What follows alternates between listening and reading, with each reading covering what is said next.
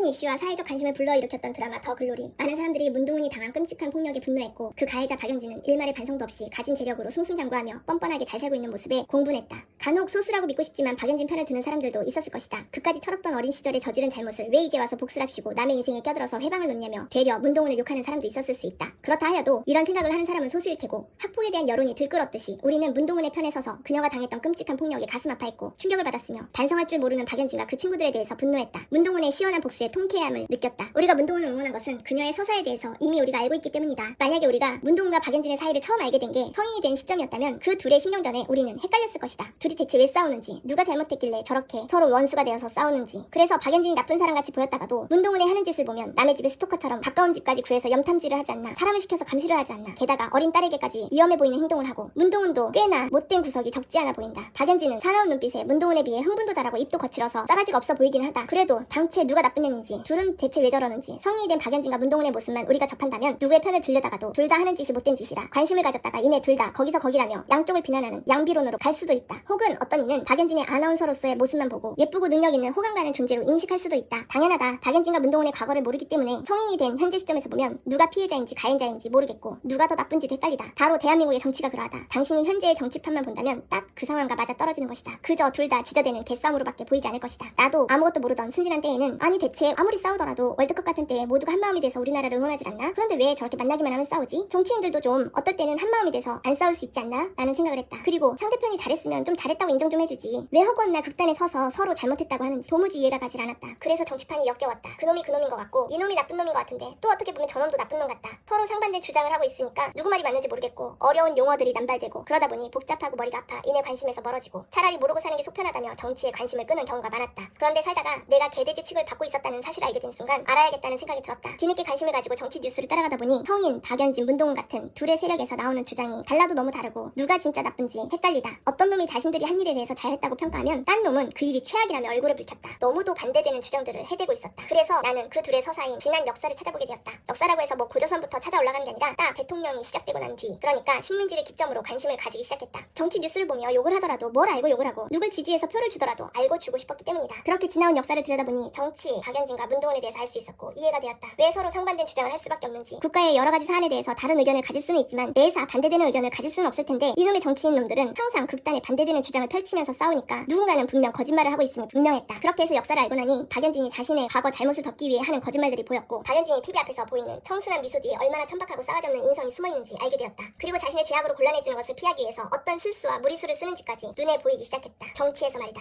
의뢰 많은 사람들이 정치와 본인들은 아무 상관없는 줄 안다. 그러나 아니다. 우리 삶의 전체라고도 할 수 있다. 국가의 시스템 안에서 우리는 행해지고 다루어지는 존재이기 때문이다. 누가 박연진 같은 정치인인지를 찾아내기 위해서 처음엔 그놈이 그놈 같고 둘 다 나쁜지 둘 다 좋은지 모르겠던 때에 나는 죽음에 초점을 맞췄다. 자신이 이롭기 위해서 죽는 사람은 없다. 다른 사람을 속이려고 거짓말을 하기 위해서 죽는 사람도 없다. 욕심이 많아서 가지고 싶은 게 많기에 죽음을 택하는 사람도 없다. 그렇다면 국가에 대항해서 죽은 죽음이 그 죽음의 이유와 그 죽음을 대하는 정치 세력의 태도를 보면 이들을 죽게 한 박연진을 찾을 수 있을 것 같았다. 그래서 찾아냈다. 한 가지 짚고 넘어갈 것이 있다. 단순히 정치인들이 모두 당신들보다 똑똑하고 좋은 일 할 만한 자격과 능력이 있는 사람들로 간주하고 바라보면 안 된다. 정치하는 놈들 중에는 개쓰레기 양아치도 있고 못돼 처먹은 양심 없는 사이코패스도 많다. 당신보다 무식하고 상식이 없는 놈들도 수두룩하다. 그런 놈들이 권력을 잡는 것은 반드시 막아야 한다. 그들에게 권력이 넘어가면 무슨 짓을 할지는 뻔하기 때문이다. 국민 모두가 상식처럼 정치를 알아야 하는 이유가 바로 여기에 있다. 누구를 좋아서 밀어주기보다는 절대 정치 같은 거 하면 안 되는 박연진 같은 인간 쓰레기들을 골라내야 하기 때문이다. 누구 때문에? 바로 나와 당신들 때문에. 우리의 삶을 온전하게 지키기 위해서 반드시 극악무도한 놈들이 권력을 잡는 것을 도와주면 안 된다. 제발 보수니 진보니 하는 이름표 좀 갖다 버려라. 그딴 이념이나 가치 개념은 대한민국 정치가 지금보다 좀 더 성숙한 다음에 붙여도 된다. 지금은 개싸움판이며 도둑놈이 너무나도 많다. 그 도둑놈들이 처벌받지 않고 계속 또아리를 틀고 앉아서 오랜 세월 나라를 좀먹고 국민의 피를 빨고 있다. 국민들의 힘으로 정치판에 CCTV도 달고 감시도 철저히 해서 도둑들이 판치는 정치판을 물갈이하고 그 다음에 보수니 진보니 하는 고귀한 가치를 붙여도 늦지 않다. 정치인 박연진이 자신의 정치를 안 들키려고 당신을 속이지 않을 것 같은가? 그들이 처벌받지 않고 지금까지 권력의 자리에 앉아있을 수 있었던 이유가 자신들이 마치 좋은 사람인 양 연기하고 자신들만이 이 나라를 책임질 수 있는 엘리트라고 국민들을 속여왔기 때문이다. 그리고 개개인에게 갖은 사탕발림을 하고 있다. 니네 동네 개발해줄게. 니네 세대 좋게 해줄게. 이거 해줄게 저거 해줄게. 그러니까 나 찍어줘. 제발 그놈의 개개인의 작은 이익 때문에 사기꾼의 술수에 넘어가지 마라. 악마는 얼마든지 당신의 말초적인 본능을 건드리며 당신을 유혹할 수 있다. 작은 이익 하나 던져주고 표를 받아내면 그 악마는 상상도 못할 큰 이익을 가져갈 테니까. 그 상상도 못할 큰 이익은 만약에 악마의 손에 넘어가지 않았다면 우리 모두가 받을 수 있었던 혜택이었을지도 모른다. 그런 놈들한테 겨우 콩가루나 받아먹고 뒤에서 큰 떡을 뺏기지 말란 말이다. 유권자라면 이 말을 명심하고 지금의 정치판에서 반드시 박연진 같은 쓰레기를 걸러내고 민주주의 국가의 주인인 우리 개개인이 주인 노릇을 잘해서 우리의 재산을 호시탐탐 노리는 도둑 직원들을 내쫓아 쳐야 한다. 회사의 주인이 회사에 관심을 가지지 않으면 그 회사의 직원들은 일은 안 하고 놀기만 하며 회사의 기물과 돈을 자신의 집으로 하나둘씩 가져갈 것이고 결국엔 회사가 망하게 되는 것이다. 당신이 딱 그 사장 주인이다. 민주주의 국가에서 주인은 국민이다. 그런데 당신은 추상적으로만 민주주의 국가라고 굳게 믿고 살고 있으며 주권자는 바로 우리 개개인 자신인데 도통 주인이라는 의식도 없이 나란 일엔 관심도 없고 들여다보지도 않는다. 정치판에 대해 욕과 비판은 잘하면서 그래서 어떻게 해야 정치판이 올바로 서서 우리의 삶을 제대로 챙겨주고 일을 똑바로 잘하게 할지에 대해서는 관심이 없다.